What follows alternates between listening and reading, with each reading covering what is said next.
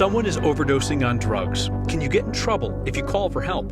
Does Colorado's new fentanyl law change that? A community cries out for help with crime, and a politician chews them out for not participating in her events. 15 counties in Colorado still can't send out life-saving alerts in situations like a wildfire. We look at what it'll take to get them on board. Remembering Colorado's oldest Holocaust survivor, a man who chose joy. Saw literally the worst in mankind and human beings, and yet he believed in the best. And you asked how you could help plant trees in neighborhoods without much shade. So let's do it tonight, because this is next. Colorado's new fentanyl law is causing some confusion over what it means for Colorado's Good Samaritan law. That's the law that protects anyone who calls 911 during a drug overdose. People on the front lines fighting addiction in our state worry that they could get in legal trouble just for trying to help a friend or family member. Here's Anusha Roy. The confusion started months ago. What do they expect us to do? How are we supposed to call 911? And I was like, I know, right? Don't worry, we'll talk to them. Well, I'll make sure that they know. Lisa Ravel with Harm Reduction says more barriers to calling 911 during an overdose will be deadly. Now, less than a month after the fentanyl legislation became law, we believe that folks are not going to call 911 because they are going to be afraid that they are going to get a felony possession. The law in part is stiffening penalties for possessing more than 1 gram. It's why Ravel has been asking about the Good Samaritan law. There's Good Samaritan immunity for any individual who's possessing or using a controlled substance. If they remain on scene of an overdose, call 911 and cooperate with law enforcement. And that still remains in effect. Boulder's District Attorney Michael Doherty said with the new law, it extends immunity from being prosecuted in someone's death when there's a max of 4 grams. But there's a caveat. They're not immune from being prosecuted for distribution, which is a drug felony 3. That could be 2 to 4 years versus 8 to 32 years if prosecuted for someone's death. You have fentanyl and your friend has fentanyl. Your friend overdoses. You call 911, you remain on scene, and you cooperate with law enforcement. You and your friend are both going to be immune from prosecution for possession or use of fentanyl. But if a friend goes out and buys pills and then gives it to another person, that's distribution. Your friend takes the pill, you take a pill, and your friend, unfortunately, tragically passes away. You call 911, you remain on scene, you cooperate with law enforcement. You would not be prosecuted for the distribution resulting in death. You could be prosecuted for the distribution of handing it over to your friend. But for Doherty, individual people are not his focus. It's finding people further up the drug dealing chain and letting people know there's protection to encourage people to do the right thing. But Ravel said the law and the confusion is doing the opposite. In a time when we should be increasing access to calling 911, we're actually decreasing access, which we believe will increase overdose deaths. We asked our legal expert who said that legal definition of distribution that's been around for decades in Colorado. The Good Samaritan law is specifically mentioning immunity in the right circumstances. That is for controlled substances, which includes fentanyl. That is whether a person knows or did not know that they were using it. But Ravel, she still doesn't feel really great about this. She was hoping that there would be more specific language specifically around fentanyl for more protection, which is not what she's seeing. I mean, eventually there's going to be a test case that kind of goes to the courts and lets people know how it's going to work, but nobody wants to be the test case in case it doesn't go their way. Right, and there is actually a case out of Boulder right now that kind of speaks to those situations, right? A boyfriend had gone, bought what he thought was Xanax, came home, shared with a girlfriend. His girlfriend never woke up. What they bought was fentanyl. But he called 911. He cooperated. And so the DA in Boulder said they actually found the dealer, charged the dealer with manslaughter. The question was, what about the boyfriend? And they felt like it wasn't the right call. He's not going to be charged, right? But I think it's really important, though, to point out that it's up to DA discretion for these decisions, which means you're going to see varying decisions and opinions, DA to DA. District by district. All right, Anusha, thank you. A grieving and frustrated community told Denver's leaders today that they are not getting the help they need to be safe. Neighbors in the East Colfax community gathered to talk about the death of Ma Kang. She was killed outside of her home earlier this month in East Denver. She was unloading groceries. Witnesses say she was hit by a stray bullet fired from New Freedom Park across the street. Neighbors are frustrated because they say that that day some of their 911 calls got routed to Aurora, others went to Denver. Kang's son, John O., spoke and said that the neighborhood is not getting the support they need from police. My mother didn't fear death, and I think no parents fear that. But their biggest worry was leaving their kids behind, fending for themselves or living in a f***ed up community. Nobody wants that. Nobody. Denver Councilwoman Amanda Sawyer took the community meeting in a cringeworthy direction today. As neighbors begged for help from police to stay safe, Councilwoman Sawyer lit into the community, blaming them for not participating in events she's organized. It was a pretty remarkable thing to see, so take a listen. But I want you to know that every single person up here and every single person is working our asses off to fix some of these challenges. But there are things we can't do alone. Every year we have a cleanup in New Freedom Park. We invite residents to come and help us. Not one East Colfax resident has ever shown up. We need to move on. I'm sorry, Sharon, but we have been here listening to your community, and now you're not going to let us share our truth with you and ask you for your partnership? Please partner with us. Organizers eventually took the mic away from Councilwoman Sawyer. She continued to talk. There's another meeting next week to continue the productive part of today's conversation about potential solutions for crime and policing along East Colfax. Marshall Fire exposed a major flaw in our emergency alerts. We've been reporting for months that Boulder County was not ready to use a tool that the federal government calls essential, a wireless emergency alert, similar to the Amber Alerts you get on your phone. 15 of Colorado's 64 counties still would not be able to send that kind of alert if they needed to today. Our Steve Steger's been digging into this for the better part of 7 months now. Steve? Kyle, this system is really critical because it allows first responders to send warnings to all phones in a specific area instead of relying on people to sign their phones up for where they live. 5 of those 15 counties are in the process of getting the system going. That includes Clear Creek, Jackson, Elbert, Kit Carson, and Sedgwick County. The other 10, mostly on the Eastern Plains, haven't even sought the approval to use the WIA system yet, and there are a variety of reasons why. The emergency manager in Phillips County in the northeast corner of Colorado, for example, told us that 90% of people in his county are already signed up to receive opt-in alerts, so he's not sure the county needs the system. In rural Bent County, east of Pueblo, the emergency manager there is the only guy in the office. He told me he wants to get the system up, but the training is intensive, and frankly, he doesn't have the time. Colorado has a goal to get all counties online with WIA by the end of the year, but end of next year. But the director of the state's emergency management division knows they're going to need some help. Well, I think there's some challenges for smaller communities, especially when we get into frontier areas of the state where, you don't have a big tourist population. You may have one cell tower.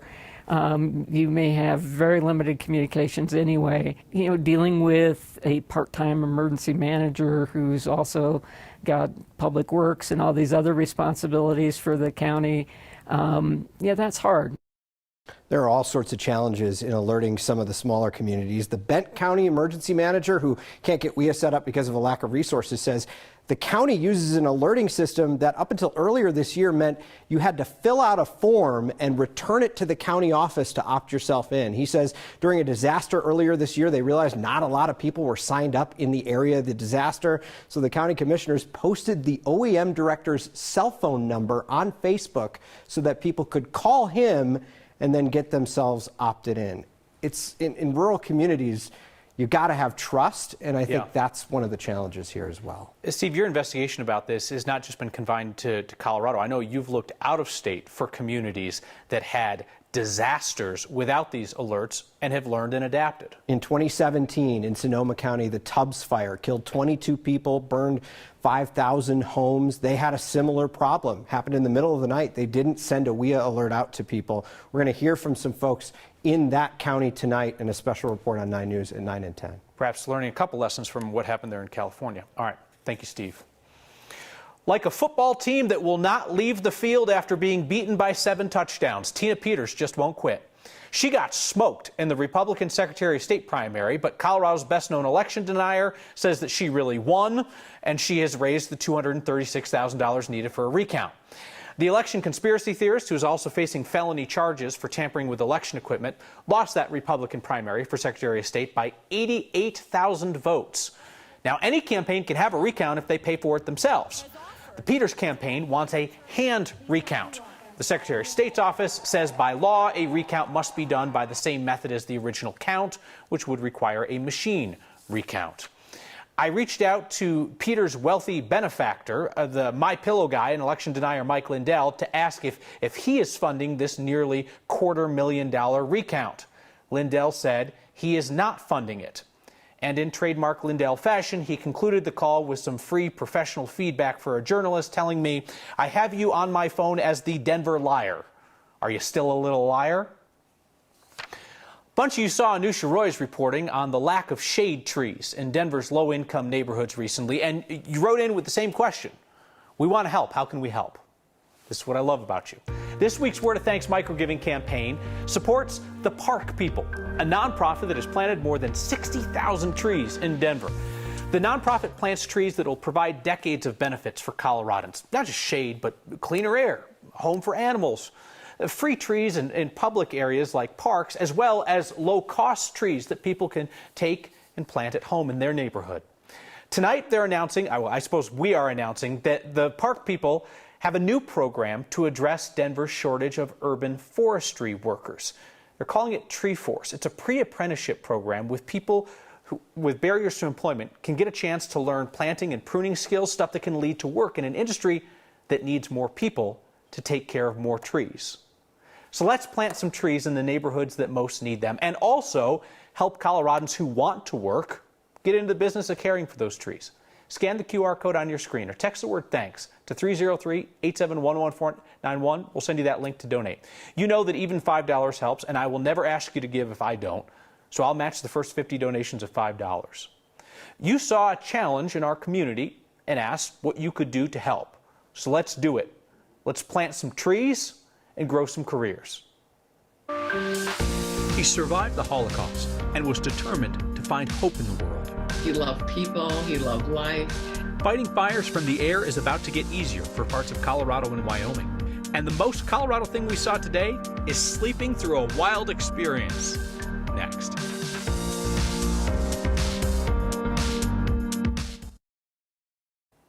Joe Rubenstein saw the worst of humanity, and he still believed in the best of it. Colorado's oldest known Holocaust survivor died recently in Loveland. Rubenstein was born in Poland. He was separated from his family, and he spent 5 years doing slave labor in concentration camps. Our producer, Nathan Higgins, learned about Rubenstein's fierce love of life and his determination to find joy in the world. Nathan talked with an author who knew him well. Joe Rubenstein was a private man. For over 70 years, or nearly 70 years, Joe didn't tell anybody his story because he didn't think anything good could come from it. He finally shared his story with author Nancy Geis. He never saw anyone he knew or loved again. At 20 years old, he was taken from his home and endured the horrors of Auschwitz and other concentration camps. Here's a human being that lost virtually everything a person can lose. He didn't have a home, a country, a possession. You know, just it's really unimaginable that what he lost. Yet Rubenstein wants to be remembered for his life after he found freedom.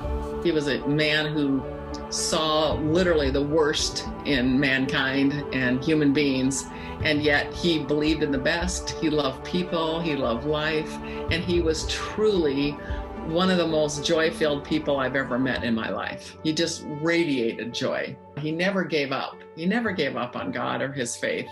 He and his wife Irene moved to the U.S. in 1950, where they created a new life, and he worked as a shoe designer. To the day he died, if you mentioned shoes, he just lit up. Here's a man who saw so much brutality and so many things that were beyond horrific and ugly.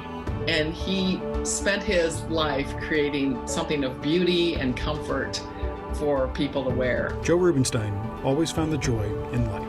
No matter how dark things appear, that they will change. And, he just never gave up on life. He said, Nancy, tell everybody they must love life, they must love God, they must love each other. That's all there is. And he lived into that. With no matter what, Joe lived into that. Joe Rubenstein was 101 years old. He's survived by a son, daughter-in-law, 3 grandchildren, and his wife Irene. They were married for 74 years. When wildfires grow, minutes matter. A new pit stop for firefighting planes should help. And a man hopes his wife stopped finding out about the most Colorado thing we saw today. That's next.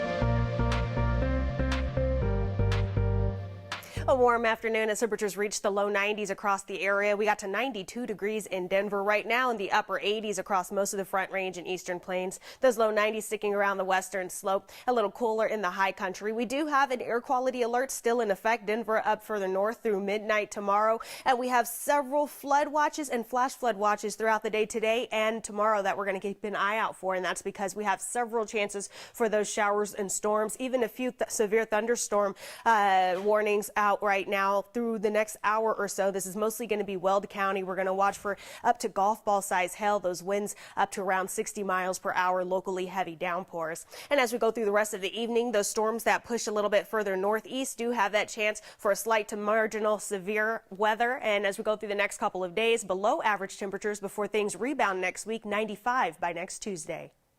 Planes used to fight wildfires across northern Colorado are getting a new, more convenient place to go and pick up their fire retardant. The stuff that's used in drops starts as a powder. Crews at the Casper Natrona County Airport up in Wyoming are now set up to mix that powder with water and load it onto firefighting planes. That new base in Casper means that planes fighting fires in Wyoming and parts of northern Colorado will now have a new, closer place to pick up their fuel. That means that they can make more drops to fight a fire. We're reducing time or reducing costs by being able to be closer to the fire, and therefore increasing our success rate for the firefighters on the ground. Our warming climate in the West has the U.S. Forest Service going through a lot of retardant, estimated 35 million gallons a year over the last decade. The most Colorado thing we saw today was not actually seen by the guy in the middle of the action. Are you gonna wake this guy up? There's some moose behind you, dude! There's moose behind you! He's not moving. He's sacked out. He's napping. Sarah Cox saw the moose in Breckenridge strolling up on the guy taking a nice little nap outdoors. The moose got pretty close but did not seem very interested in the guy who was just laying there. Sarah said the man was not faking it at any point. He did not stir. He slept through the whole thing. She woke him up once the moose were gone. She said he was thrilled to see this video, loved it, but immediately said he was not going to tell his wife about the close encounter.